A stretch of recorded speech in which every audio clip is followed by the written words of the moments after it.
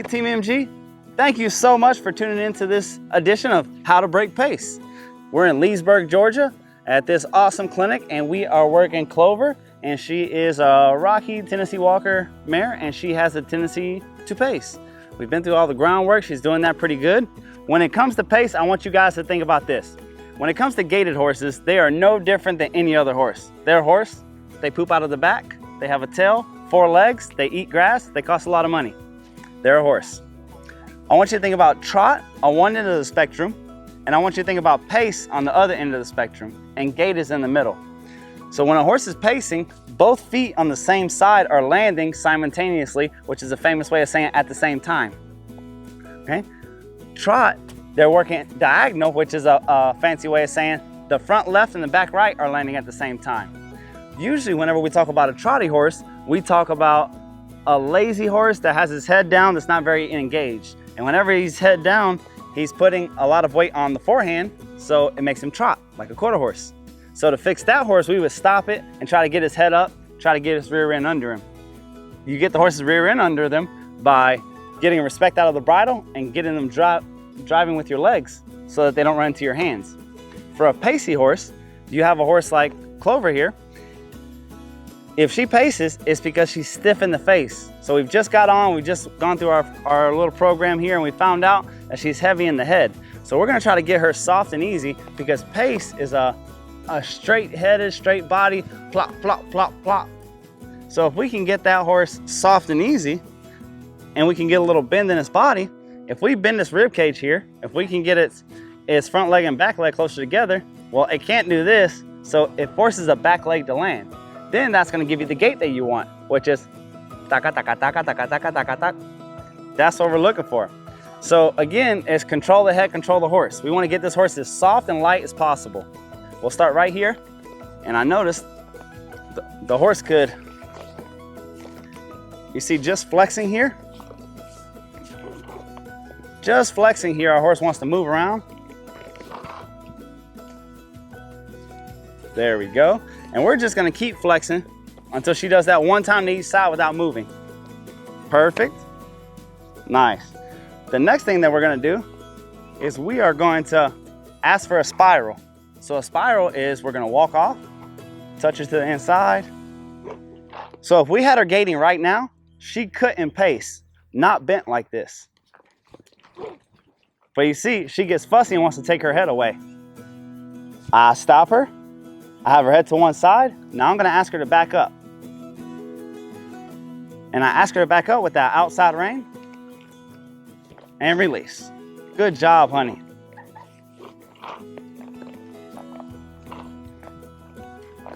Same thing to the other side. And you see how fussy she gets about it? She can get fussy, but we're not gonna let go. We're gonna keep asking the same thing until she gives us what we want.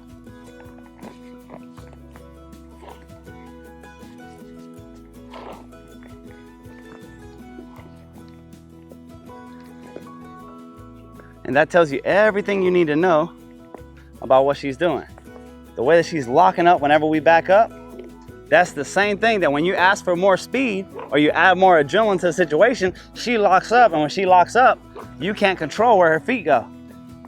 What I mean by that is she lands both feet on the same side because she's tense and tight. She feels like I'm riding a cow made out of bristle. Like she's so stiff and rigid through the body. See right there how she just wants to lock against it? There we go.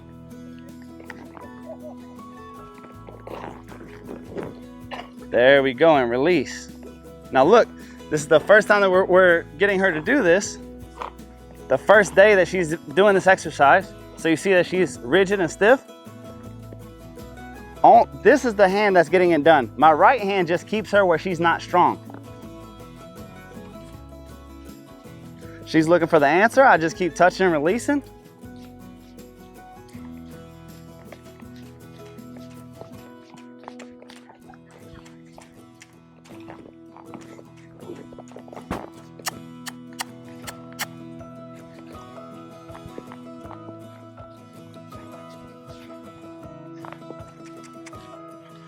She gets stuck on me, we move forward again. Stop again. There we go. Notice how hard it was to get that done. Try not to muscle it, okay? Just keep pulsating, pulsating, pulsating, making her uncomfortable. Let that halter do its job. There we go. That's what it's supposed to look like. Now let's go back to our hard side. All right, again. Perfect. You see how much quicker it happened that time? A lot of times when horses are being the most resistant, you're this far away from getting it done. But you get frustrated, you get mad, you get upset, you get emotional in any way, and you're losing, okay? Don't get in a pissing match with a skunk. You'll lose. Don't get in a tug-of-war match with a horse because you'll lose. Notice that the first time that I make it through one of those epic battles, and when I say epic battle, I mean just sitting here and not letting go, she immediately gives easier the next time. There we go. Now we're starting to get a horse that has some kind of give. There we go.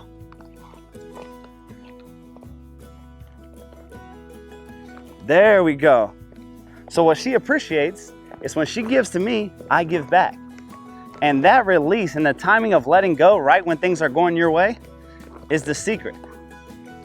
People talk about timing as it's this amazing, you're either blessed with it by the gods or you're not. You're either struck by lightning or bit by a nuclear spider or something to get it. That couldn't be further from the truth. Timing comes from knowing exactly what you want out of the horse and making sure the moment that they do that, you release. So the first time when she was just locked up and just taking all that pressure, the second I got just a centimeter of try, I released. The very next time I asked for 2 inches. The next time I asked her to step back. But the softer and easier that I get her, there we go. You can do so much work right here on a horse, just piddling around. I love to call it piddle work because some of the greatest horsemen on earth can train your horse inside their stall. If you give them 20 foot of space to walk the horse around, they can give you a horse that's so bitted, so reined, give you so many body parts.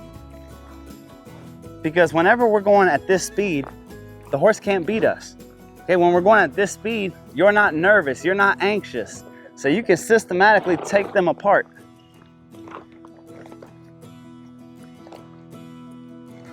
There we go. Notice how quickly the same horse that was trying to pull harder than what I can hold, with 2 fingers, I can pull her head wherever I want it. Right there, she locks in. That's beautiful. I love those resistant moments because when the horse resists and loses, that's a big chink out of their armor. That takes a lot of their confidence away. What you'll find again and again is when a horse tries his hardest not to do something, and then it happens anyway, despite them trying so hard, they won't try hard next time. All right, so you notice I have a clip under here. I'm gonna hook it back up. Oh, she's got kind of a chubby head.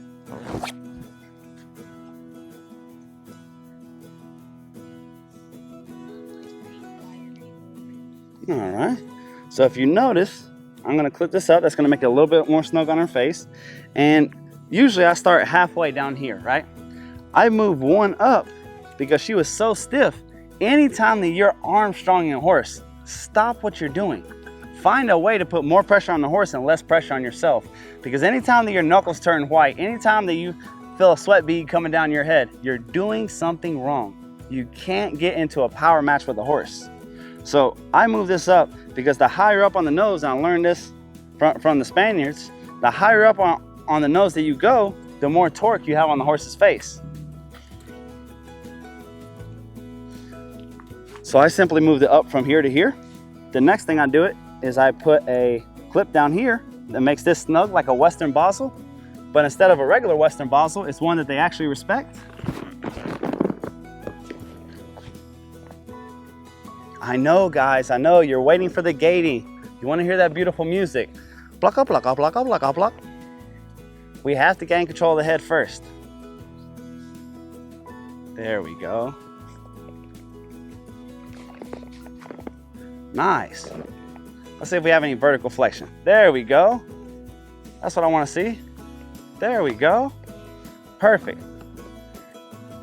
Now that we have that, let's see if we can get her going.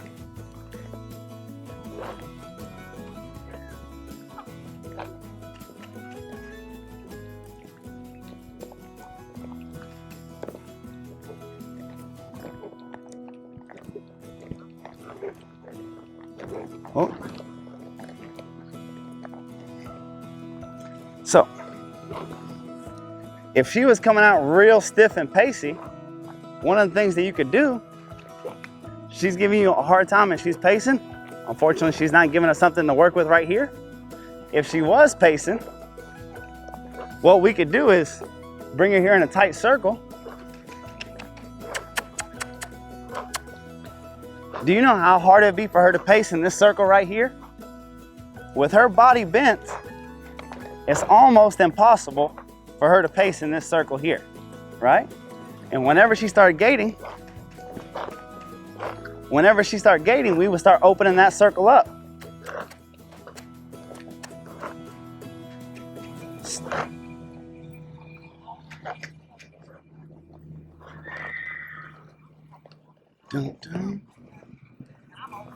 We would get that circle open bigger and bigger until we can gait in a straight line.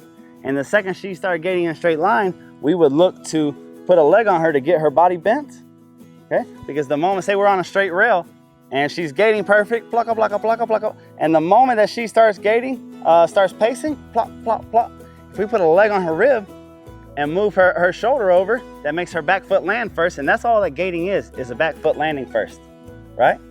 So I'm going to get a dressage whip.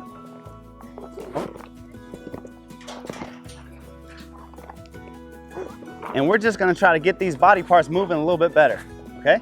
So for the hindquarters, I always start in the hindquarters before I look for the shoulders. I'm gonna stretch this down and touch her on the butt whenever I pull her face, like this here.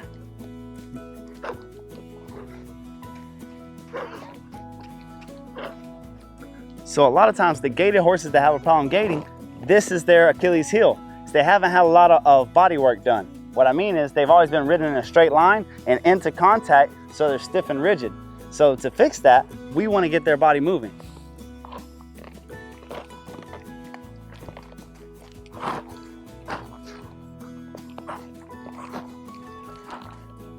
So you see her right there crossing over because she's giving lightly? That's what I like to see.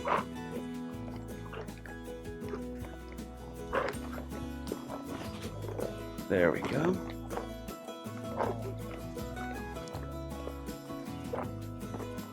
Nice. We'll see if we can get her to step over. Dun, dun.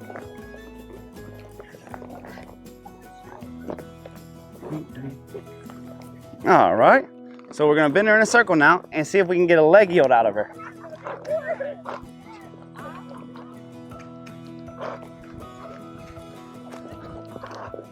So you see how straight line she is? She can't step over off of this pressure even though I'm laying my leg on her.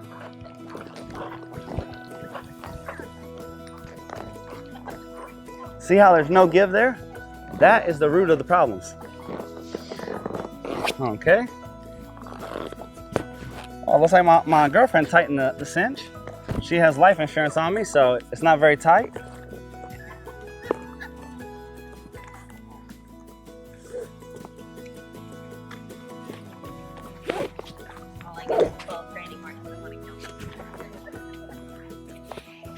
And a dog that pees on my floor every time somebody tells it. There we go. Super fast. Super on the nose. We're getting after another dog that pees on my floor. So what I'm looking for is this right here. Hey, come on, let's go. Come on, let's go. Come on, let's go. Come on, come on, come on, come on, come on. Let's go. You see how there's no bend and no give here in these shoulders whatsoever. As long as there's no bend and no give in them, anytime that she gets excited, she's gonna pace on you. If we can get these shoulders giving, and I'll do it like this.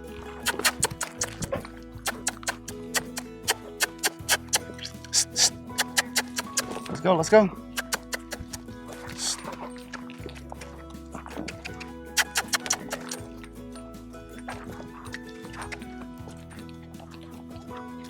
See, so she doesn't give enough in here.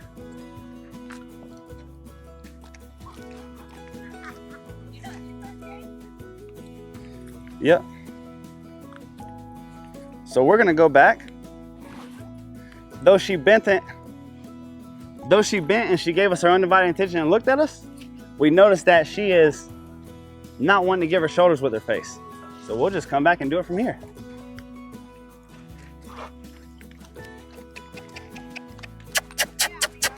Let's go, honey. Come on. You could do it. Come on. Big girls can too. Come on. Notice how anytime that I ask her to give her face to her shoulder, she stops. That's not what's supposed to happen. You're supposed to be able to go forward, go in a straight line, and whenever I ask, you should be able to move your shoulders.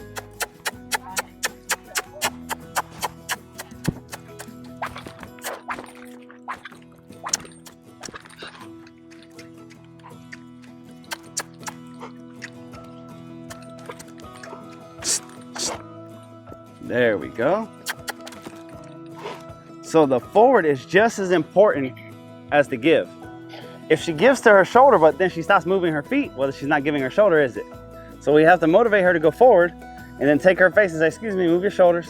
Excuse me, move your shoulders. Well, she's in wonderful shape. As round as a shape. So her favorite thing to do is to not do, right? All we need her to do is to walk a circle and then move her shoulders away.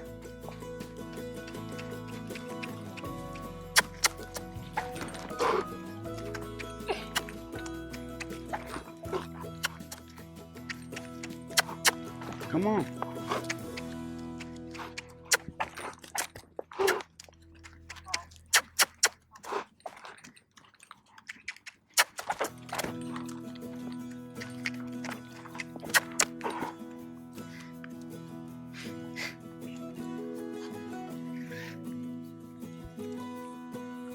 Dum dum.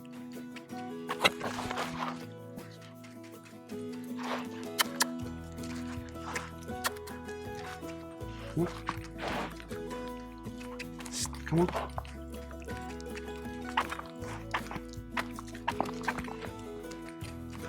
Let's go. Let's go. Let's go.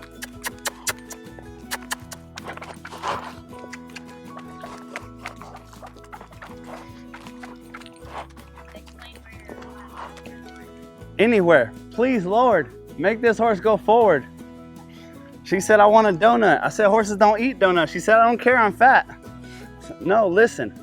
All you got to do is walk forward. Simply because if she doesn't walk forward, we're not going to be able to get her head while she's walking forward. So all I want her to do is walk a circle. There you go. That's all she has to do right there. Stay walking. Stay walking.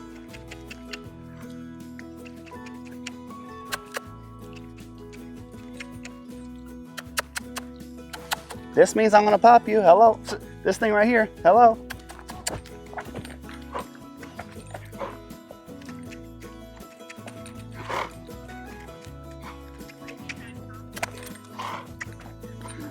So I feel like the gym teacher that's picking on the fat kid in class. Like, oh, run another lap. I can't.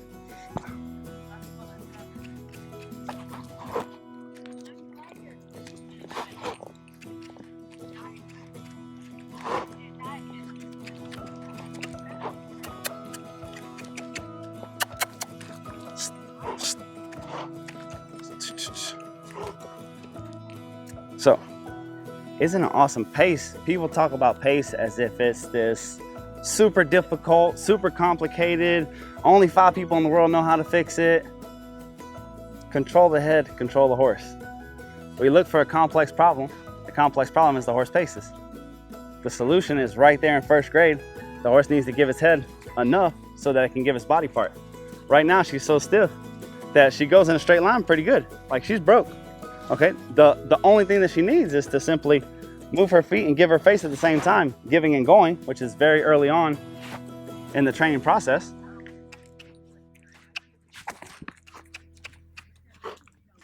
There we go. That's it. All right, so once the circle's pretty, like this, then I wanna, there we go, good job.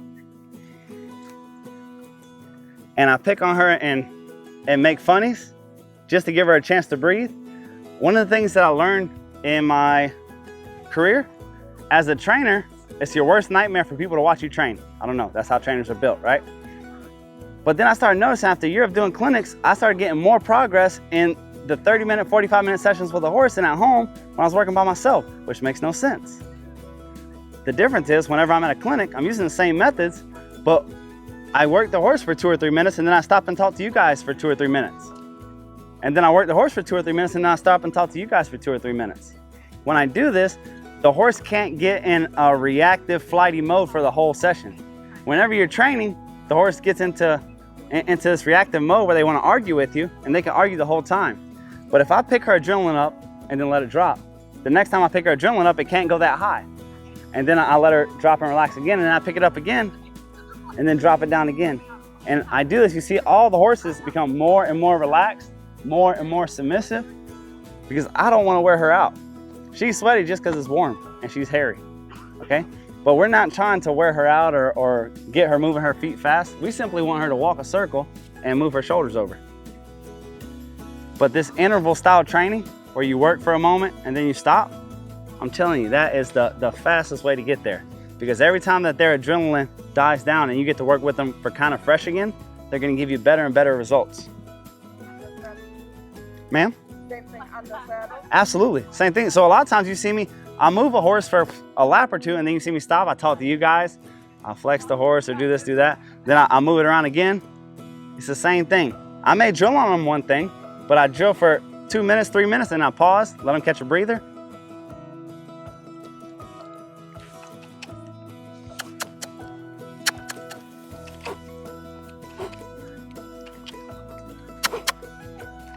Get the feet fluent.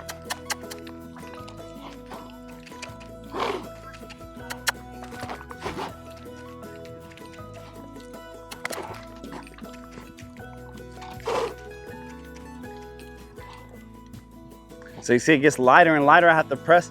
The horse is sweatier than it was before, but I used the whip less than I did before because she had to gain respect for it so I can get light with it.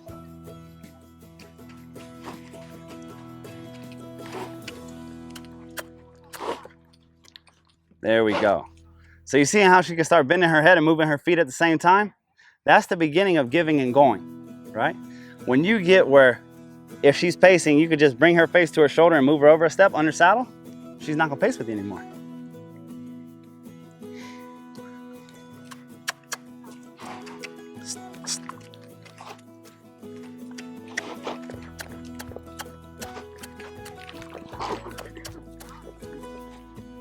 Good girl.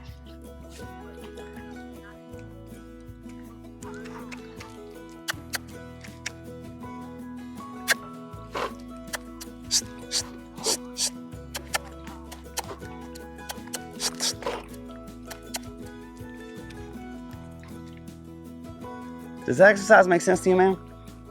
Okay. So right there, whenever I switch directions and she tried to run into my bubble, all I had to do was commit and hold on to her, and she stopped herself and then disengaged her hindquarters. So right here, stand directly in front of her. There you go. She has to move her shoulders outside of my bubble. Perfect. Watch, she's either gonna run into me and stop, or she's gonna disengage her hindquarters, her shoulders, right? So what I mean is she's gonna come my way, and I'll hold my ground, and she'll move her shoulders out and go around me.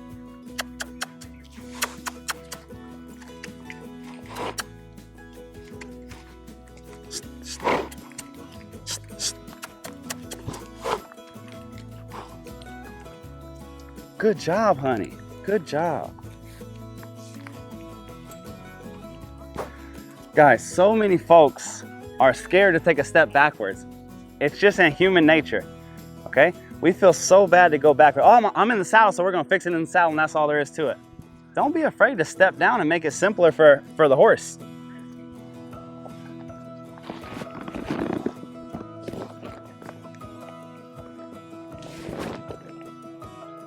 All right, so same thing here.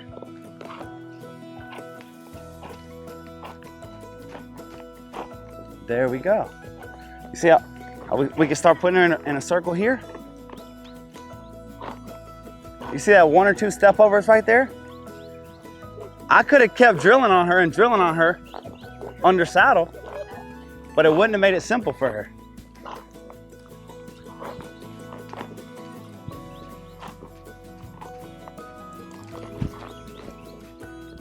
There we go.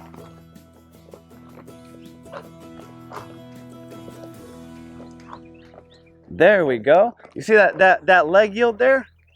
Do you see how we're moving over? Watch, I'll bring her to you.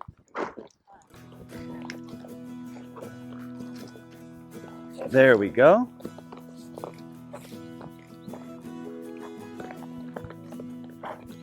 I need to put my leg on. For her, legs mean nothing but go faster. And we're trying to tell her, hey, move your shoulder.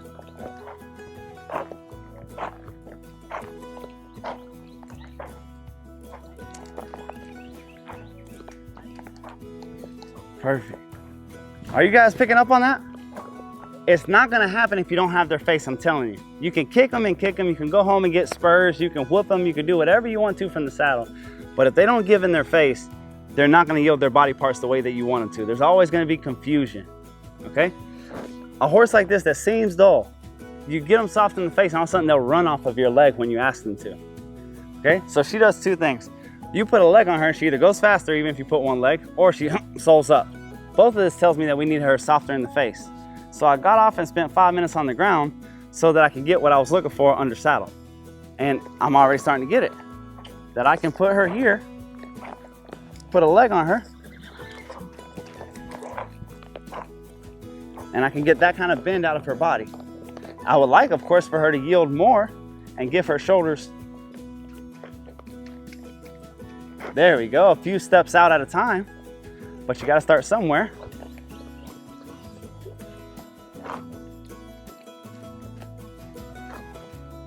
There we go. And the reason that's so important is, again, our topic is pace, right? You can't pace if you're crooked. You can't pace if you're bent.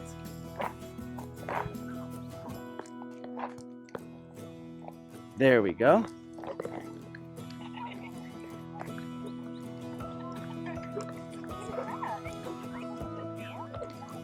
And then just like that, you have that nice smooth gait to go off with. Would you like to ride, ma'am? Are you sure? You're more than welcome to. Come on, make me ride. Oh, She's a very good rider. we believe in you. You could do it. I'll give you a leg up.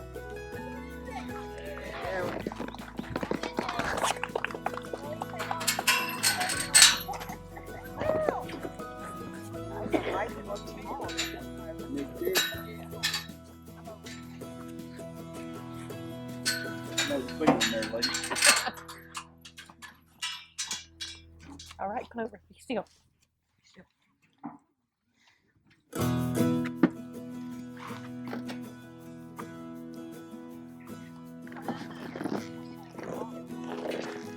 There you go, man. Now what I want you to do is scoot forward and lean back a little bit more on your rump. There you go. All right, perfect.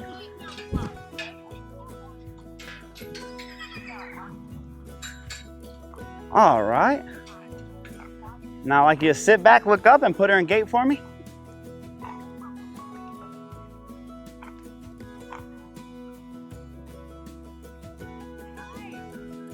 There we go.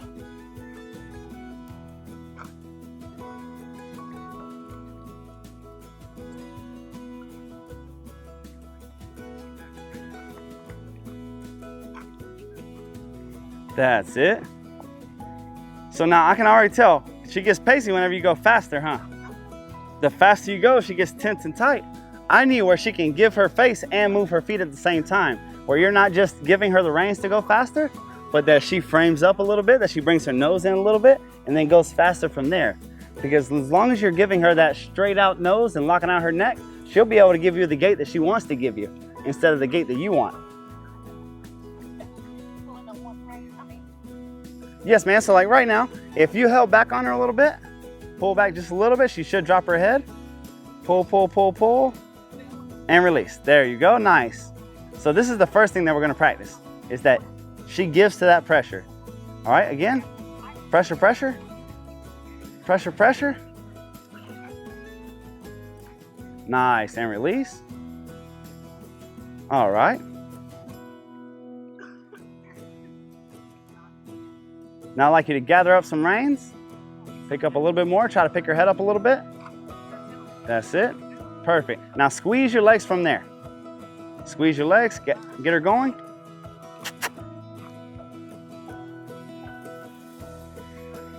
That's it.